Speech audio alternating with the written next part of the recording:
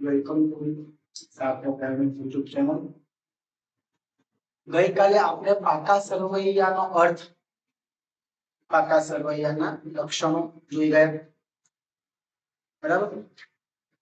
હવે આજે આપણે પાકા સરવૈયા તૈયાર કરવાનું રીત, એક વખત આપણે જે અગાઉ જોઈ ગયા એને રિવાઇઝ કરી લઈએ। તો પાકું સરવૈયું એ ધંધાની આર્થિક સ્થિતિ દર્શાવતું એક પત્રક છે, જેમાં ભંડોળ ક્યાંથી મેળવવું અને એ ભંડોળનો ક્યાં કેવી રીતે ઉપયોગ કરી કઈ મિલકતોમાં અને કયા રોકાણોમાં રોકાણ કર્યું છે એ દર્શાવતી એક યાદી છે। પાકું સરવૈયું એક પત્રક છે, ખાતું નથી। પાકું સરવૈયું મિલકતો અને દેવાની યાદી છે। વેપાર ખાતું અને નફા નુકસાન ખાતું તૈયાર કર્યા પછી પાકું સરવૈયું તૈયાર થાય છે। પાકું સરવૈયું ભંડોળો ક્યાંથી મેળવ્યા છે અને કઈ કઈ પ્રકારની અને કઈ જગ્યાએ અને કયા પ્રકારની મિલકતોમાં એનું રોકાણ કર્યું છે તે દર્શાવે છે। પાકા સરવૈયામાં ઇક્વિટી જવાબદારી અને મિલકતોનો સરવાળો સરખો થાય છે અને પાકું સરવૈયું આર્થિક સ્થિતિ દર્શાવે છે।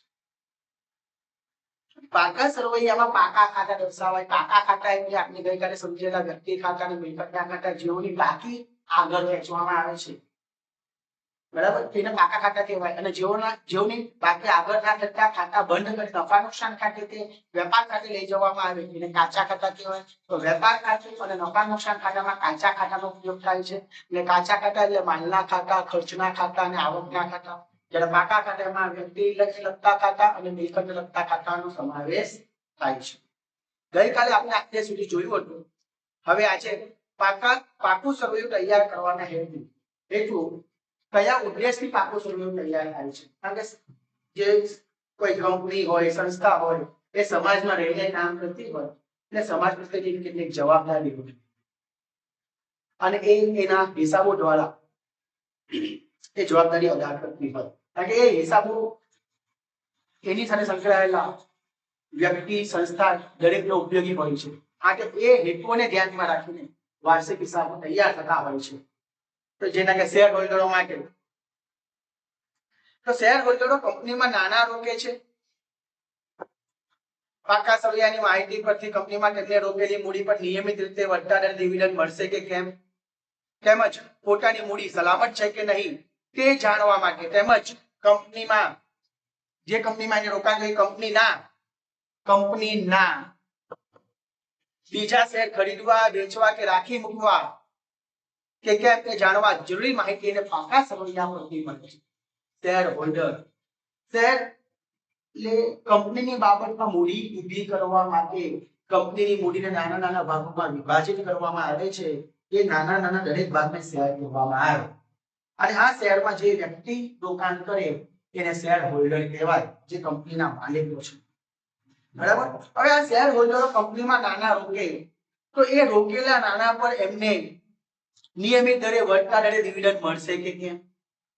કારણ કે ઘણી વ્યક્તિઓ એવી હોય છે પોતાની ફાજલ રૂપિયા જેની પાસે પડેલા હોય તે લોકો આવા જે વધારે ડિવિડન્ડ આપતી કંપનીઓના શેર ખરીદે અને એ શેર પર ડિવિડન્ડ થી એમની ફિક્સ ઇન્કમ મેળવતા હોય છે। એટલે આવી જે વ્યક્તિઓ છે જેઓ શેર ખરીદી રોકાણ કર્યું હોય તો એવી તમામ વ્યક્તિઓ નિયમિત રીતે એમને રોકેલી મૂડી પર વધતા ડિવિડન્ડ મળશે કે કેમ, તેમાં એમને રોકેલા નાણાં કંપનીમાં જે નાણાં એમને રોક્યા છે એ કંપની સદ્ધર છે, સલામત છે કે નહીં, એમની મૂડી સલામત છે કે નહીં ત્યાં તે જાણવા, તેમજ એ કંપનીમાં જે કંપનીના તેઓએ શેર ખરીદ્યા છે એ કંપનીના શેર બીજા ખરીદવા, વેચી દેવા કે એ કંપનીમાં રાખી મૂકવા એ માટેની જરૂરી માહિતી તેઓને પાકા સરવૈયા પરથી મળે। કે ભાઈ ઇન્વેસ્ટ કરેલું છે, આ ઇન્વેસ્ટ ઇન્ડિયાની કાઢી નાખે, આ શેરમાં, આ કંપનીના શેરમાં ઇન્વેસ્ટ કર્યું છે, હજુ ભવિષ્યમાં આ કંપની સારું કરી શકે એમ લાગતું હોય તો એ નવા શેર ખરીદે, અથવા તો ના બીજા નહીં ખરીદે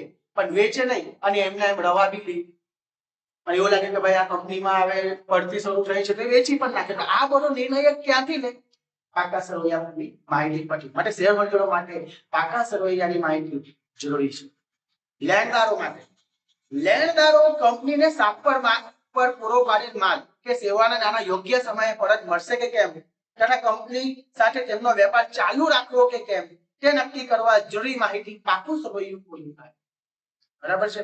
આપણે આપણે બી કોઈ જગ્યાએ એડમિશન લેવું હોય ટ્યુશન કે સ્કૂલમાં તો આપણે પેલી ઇન્ક્વાયરી કરીએ કે ભાઈ આપણે એમ વિશ્વાસ લાગે કે ના અહીંયા બરાબર છે તો આપણે ત્યાં એડમિશન લઈએ.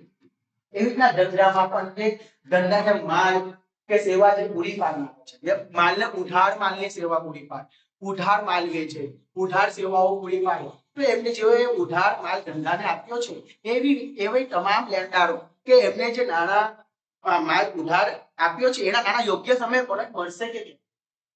બીજું કે આ કંપની સાથે કે આ પેઢી સાથે આપણે વ્યવહાર ચાલુ રાખવો કે નહીં, એ અંગેની જરૂરી માહિતી તેઓ પાકા સરવૈયા પરથી મેળવે છે.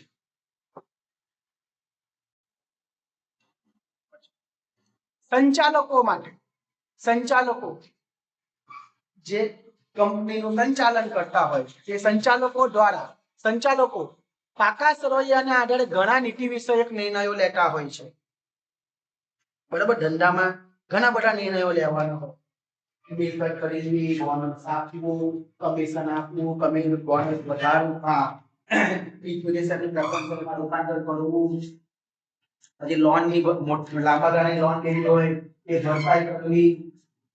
બરાબર, તો આ બધી ઘણા ઇક્વિટી નિર્ણયો લેવાના હોય છે, નિર્ણયો લેવાના હોય છે. તેમજ કંપની માટે જરૂરી એવા નિર્ણયો લઈ કંપની માટે ભવિષ્યનું આયોજન કરે છે. તે જે સંચાલકો છે એ પેઢીનું સંચાલન સાથે સાથે સંચાલન માટેના જરૂરી નિર્ણયો લેવા અને એ નિર્ણયોના આધારે ભવિષ્યનું નિર્માણ કરવા માટેની જરૂરી માહિતી સંચાલકોને પાકું સરવૈયું પૂરું પાડે છે. બેંક પાસેથી લોન લેવા માટે મોટા પાયા પર જો ધંધો થતો હોય ત્યાં વધારે મૂડીની પણ જરૂરિયાત પડ્યા કરતી હોય છે.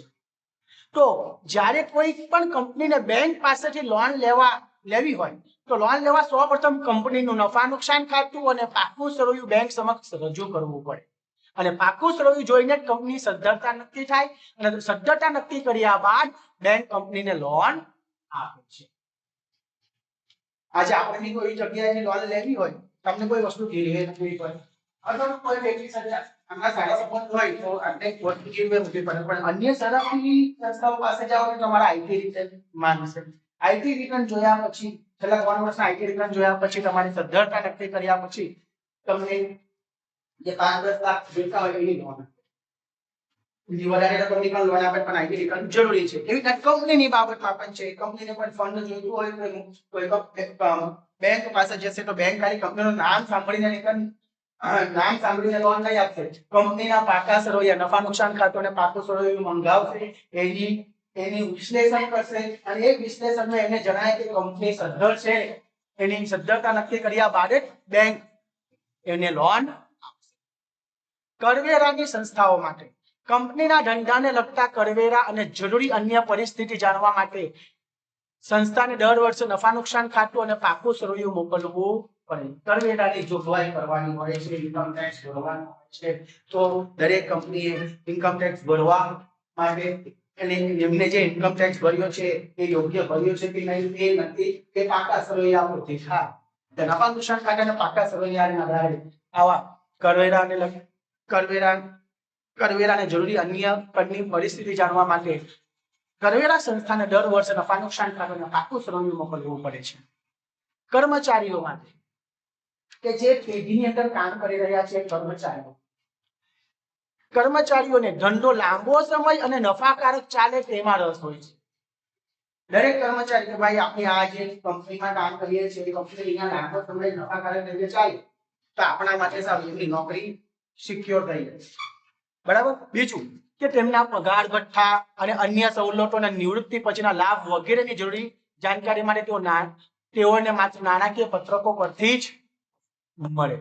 કે જે નાણાકીય પત્રકો હોય એ નાણાકીય પત્રકો પરથી તેઓના પગાર ભથ્થા, અન્ય સવલતો, નિવૃત્તિ પછીના લાભો, બરાબર, ગ્રેજ્યુઇટી, કામદાર બચત ખાતા, પેન્શન, જે નિવૃત્તિ પછીના લાભો છે, અન્ય જે સવલતો છે, પગાર ભથ્થામાં જે મોંઘવારી ભથ્થું, આગળ વર્ષોના ભથ્થાઓ બી બધા આવશે, તો આ પગાર ભથ્થા, બોનસ આ બધા મળશે કે નહીં એ બધી વિગતો તેઓને નાણાકીય પત્રકો પરથી મળે છે. કર્મચારીઓ, ગ્રાહકો અને સમાજ માટે કંપની ગ્રાહકોનું શોષણ કરતી નથી, અને વધુ પડતા ભાવો વસૂલ કરતી તો નથી ને વગેરે જાણવા. તેમજ કંપની સદ્ધર છે કે નહીં, કંપની રોજગારી પૂરી પાડે છે કે નહીં વગેરે જાણવા ગ્રાહક અને સમાજને નાણાકીય પત્રકો ઉપયોગી માહિતી પૂરી.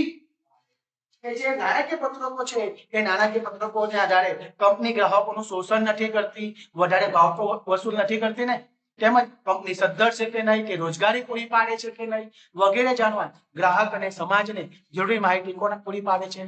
પાકું સરવૈયું. તો આ બધા હેતુઓને ધ્યાનમાં રાખી પાકું સરવૈયું તૈયાર થતું છે.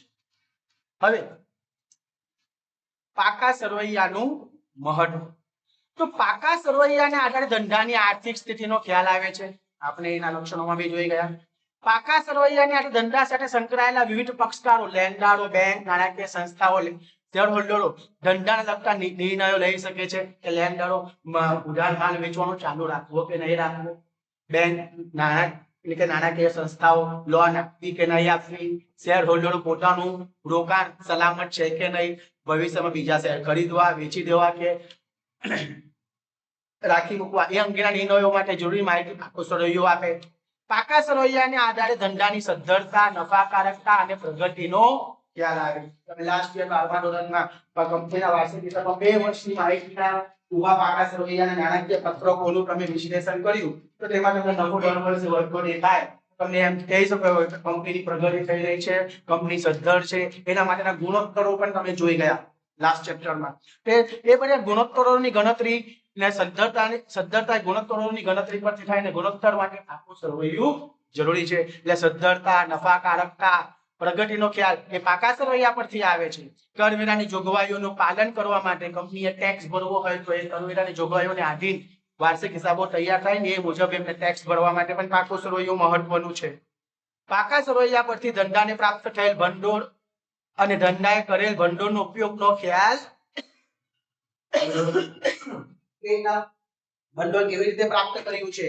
ભંડોળ એટલે મૂડી, ઇક્વિટી શેર બહાર પાડીને પ્રાપ્ત કરે, પ્રેફરન્સ શેર બહાર પાડીને પ્રાપ્ત કરેલું હોય, ડિબેન્ચર બહાર પાડીને પ્રાપ્ત કર્યું હોય, જાહેર થાપણો, બેંકમાંથી લોન, કયા હિસાબે એમને કેવી રીતના મૂડી પ્રાપ્ત કરી છે અને પ્રાપ્ત કરેલી મૂડીનો ઉપયોગ એમને કયા પ્રકારની મિલકતો ખરીદી છે, ક્યાં એમનું રોકાણ કર્યું છે, એ બધી બાબતનો ખ્યાલ પાકા સરવૈયા પરથી આવે છે.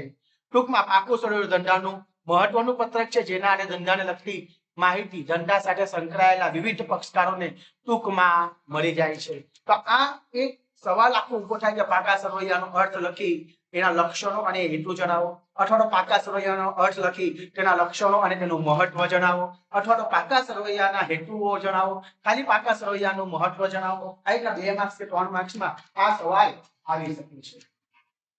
હવે પાકા સરવૈયાની મર્યાદા. તો મિલકતોની સાચી કિંમત, પાકા સરવૈયાના લાભો છે તો એની મર્યાદાઓ બી છે. તો મિલકતોની સાચી કિંમત દર્શાવાતી નથી. જેના કે પાકા સરવૈયામાં મિલકતો મૂળ કિંમતમાંથી ઘસારો બાદ જે ઘસારા પાત્ર મિલકતો હોય એ ઘસારા પાત્ર જેના કે યંત્રો, જે દ્રશ્ય મિલકતો છે, યંત્રો, જમીન, મકાન, વાહન જેવી દ્રશ્ય મિલકતો ઘસારો બાદ કરી દર્શાવાય છે. જ્યારે તેની વાસ્તવિક એટલે કે બજારમાં કિંમત કાં તો ખૂબ વધારે હોઈ શકે અથવા તો ઓછી પણ હોઈ શકે, છતાં બજાર કિંમતે મિલકતો પાકા સરવૈયામાં દર્શાવાતી નથી. તમે વર્ષની શરૂઆતમાં કોઈ યંત્ર લો, 10 લાખનું યંત્ર લો અને એની ઉપર તમે 10% એટલે ઘસારો ગણવાનો નક્કી કરો તો વર્ષના અંતે 10 લાખના 10% 1 લાખ ઘસારો ગણતા ઘસારા બાદ કિંમત એની 9 લાખ તમે પાકા સરવૈયામાં દર્શાવશો. બરાબર. પરંતુ એ યંત્ર કરતા બી સારા યંત્રો તો તમે ખરીદ્યા પછી એના કરતા લેટેસ્ટ ટેકનોલોજીના યંત્રો જો બજારમાં આવી જાય છે, યંત્રનું મૂલ્ય ઘટીને 6 લાખ 7 લાખ ની થઈ જાય, અથવા તો એના એ યંત્રની શોર્ટેજ પડી જાય, ઉત્પાદન બંધ થઈ જાય, એવા બીજા યંત્રો ના મળી શકતા હોય તો એ યંત્રની કિંમત વધી પણ જાય. એટલે કે જે યંત્રની બજાર કિંમત છે એ ચોપડા કિંમત કરતા જુદી હોઈ શકે, પણ આપણે બજાર કિંમતે પાકા સરવૈયામાં એ દર્શાવતા નથી. આપણે જે ચોપડા કિંમત છે, જે ઘસારાનો દર નક્કી કર્યો છે, ઘસારો બાદ કરીને જે કિંમત આવે એ જ કિંમત દર્શાવીએ છીએ, એ ખરેખર એની વાસ્તવિક કિંમત હોતી નથી. એટલે મિલકતોની સાચી કિંમત દર્શાવાતી નથી. અવાસ્તવિક મિલકતોનો સમાવેશ. અવાસ્તવિક મિલકતો એટલે એક સાથે વધારે પડતો કરી દેવામાં આવેલો ખર્ચની બાકી. આ જે ડિબેન્ચર બનાવો, પ્રાથમિક ખર્ચ, જાહેરાત ઝુંબેશ ખર્ચ, તમે એક સામટો બડો ખર્ચ કરી દો. આ એક ખર્ચની બાકી છે અવાસ્તવિક મિલકત. એટલે પણ એ આનું બજારમાં કોઈ ઉપજ હોતી નથી, છતાં બી પાકા સરવૈયામાં એને દર્શાવેલી હોય છે. જો પાકા સરવૈયામાં જે મિલકતનું કશું ઉપજી શકતું નથી તેવી અવાસ્તવિક મિલકતો પણ મિલકત લેણા બાજુ દર્શાવાય છે, જે યોગ્ય નથી. જેમ કે પ્રાથમિક ખર્ચ, ડિબેન્ચર વટાવો, જાહેરાત ઉપલબ્ધ ખાતે ખર્ચની બાકી છે, તમે વેચવા જાઓ તો કઈ મળતું નથી. આમ જે છે પાકા સરવૈયામાં અવાસ્તવિક મિલકતો પણ દર્શાવાય છે, જે યોગ્ય નથી. માનવ મિલકતો દર્શાવવાથી, માનવ મિલકતો એટલે આપણે જોયું સંચાલકો, તે કંપની હોય કે વ્યક્તિઓ દ્વારા જેનું સંચાલન થતું હોય છે. એટલે કંપનીમાં કામ કરતા કર્મચારી, અધિકારીઓ, સંચાલકો પર ધંધાની સફળતાનો આધાર છે. આ જ વ્યક્તિઓ ધંધાને સફળ કરશે. તેમની આવડત અને કુશળતા પર ધંધાનો સફળ રીતે ચાલે છે. એઓની આવડત અને કુશળતાને આધારે ધંધો પ્રગતિ કરે છે. અને એ આવડત, એ કુશળ કર્મચારી, એ કુશળ સંચાલક, તેઓની આવડતને આધારે ધંધો પ્રગતિ કરી રહ્યો છે. તો આવા કર્મચારીઓનું મૂલ્ય હોય, જો આ કર્મચારી ધંધામાં ના હોય ને તો કદાચ ધંધો આટલી પ્રગતિ ના કરી શકે. તો આવા જે કર્મચારીઓ છે તે ધંધાની અક્ષામત, આપણે આવા શબ્દો આવી ગયા છે બીએમાં, તો આ જે ખરેખર મિલકતો કહેવાય, એનું મૂલ્ય હોવા છતાં, આવા કર્મચારીનું મૂલ્ય હોવા છતાં તેમના મૂલ્યનો ઉલ્લેખ પાકા સરવૈયામાં થતો નથી. એટલે માનવ મિલકતો દર્શાવવાથી નથી, વ્યક્તિગત અભિપ્રાય.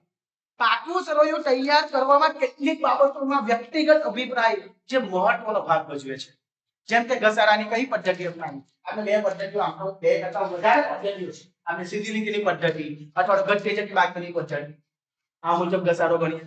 અથવા તો સ્ટોકનું મૂલ્યાંકન, જે સ્ટોકનું મૂલ્યાંકન છે એ લીફો, ફીફો, કઈ પદ્ધતિએ સ્ટોકનું મૂલ્યાંકન કરવું. તો આ જે દરેક સંસ્થાના જે સંચાલકો છે એ સંચાલકોના વ્યક્તિગત અભિપ્રાય મુજબ આ નિર્ણયો બદલાયા કરતા હોય છે, જે યોગ્ય નથી. વ્યક્તિગત અભિપ્રાય.